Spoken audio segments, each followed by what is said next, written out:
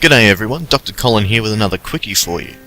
Some of you may have seen my other 25 random history facts videos. Well, here I'm going into more musical territory and I'm turning the volume up to 11 with 25 rock facts in under 5 minutes. The lightning bolt S's in the KISS logo were originally designed by guitarist Ace Frehley, who was fascinated with the Nazis and the SS in particular. When he was guitarist for the band Cream, Eric Clapton reputedly stormed off stage when a then unknown guitarist named Jimi Hendrix went up to jam with them and blew everyone away with his rendition of Howlin' Wolf's Killing Floor.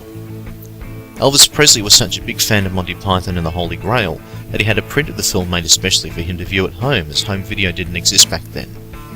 Lead singer and flautist for Jethro Tull, Ian Anderson, is the father-in-law of Andrew Lincoln, who portrays Rick Grimes on The Walking Dead. The title of the Black Sabbath song NIB allegedly stands for Nativity in Black, though the band's official stance is that it refers to the devil's pointy nib-like beard. According to Chubby Checker, his hit song The Twist was not about a groovy new dance at all, but horizontal refreshment. He claims it was the dirtiest song ever recorded. The Beach Boys song Never Learn Not to Love is actually based around a song called Cease to Exist, written by cult leader Charles Manson, who used to hang out with the group.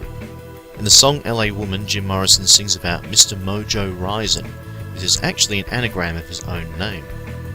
When Weird Al Yankovic approached Nirvana about recording a parody of their hit Smells Like Teen Spirit, he was asked if the words would be changed to be about food, to which Yankovic replied that in fact it would be about how nobody can understand what they're singing. Michael Jackson had a guest starring role on The Simpsons. He recorded all of the dialogue for his character, but refused to sing the song that had been written for him. John Lennon was inspired to write I Am the Walrus after receiving a letter from a young fan that had been analysing Beatles songs in school. He set out to create a song that had no inherent meaning and wouldn't stand up to analysis. Led Zeppelin guitarist Jimmy Page was a huge follower of the teachings of occultist and self-professed witch Aleister Crowley. In homage, the phrases So Mote to Be and Do What Thou Wilt were pressed into the vinyl for Led Zeppelin 3. Queen singer Freddie Mercury once claimed that he wrote Crazy Little Thing Called Love in 10 minutes while relaxing in a hotel bath. Alan Freed is usually credited with popularising the term rock and roll, though the phrase had been used as early as 1942.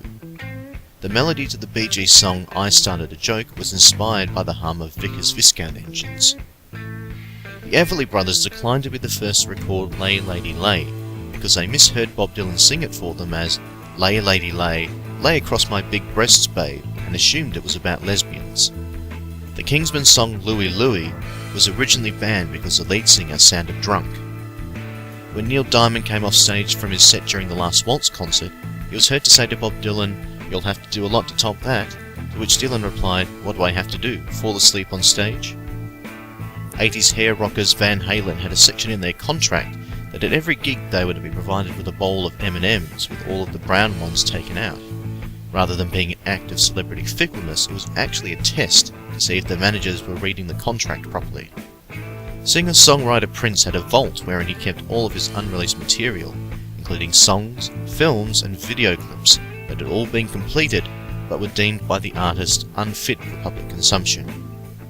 According to Corey Taylor, the origin of Slipknot's various masks was as a tool to direct attention away from the looks of the performers and onto the music itself. It began with band member Sean Crahan buying a clown mask to wear for a gig. Suzi Quatro appeared on TV show Happy Days as a bass player named Leather Tuscadero in a band called Leather and the Suedes. Debbie Harry's image became so synonymous with the group Blondie that people mistook the band's name to be hers. As a result of the confusion, in 1979 the band gave out buttons that said Blondie is a group. Early in their recording career, heavy metal band Iron Maiden recorded a cover of Australian glam rock band Skyhook's song Women in Uniform on the recommendation of Zomba Records and used it for their first video clip. After the plane crash that claimed his life, Buddy Holly's iconic glasses were one of the only things that couldn't be found until the spring of 1959. They were located after the snow melted. They were eventually returned to his widow and are now on display in the Buddy Holly Center in Lubbock, Texas. Well, there you go. Do you feel sufficiently informed to rock and or roll? I think I'm going to curl up with a copy of Rolling Stone and crank up Aqualung for a bit. If you enjoyed this video, remember to press the like button, and to remain in the loop about my future videos, press subscribe. You may also be interested in these videos from my channel, just click the thumbnails to open them up. Until next time, thank you for watching and rock on!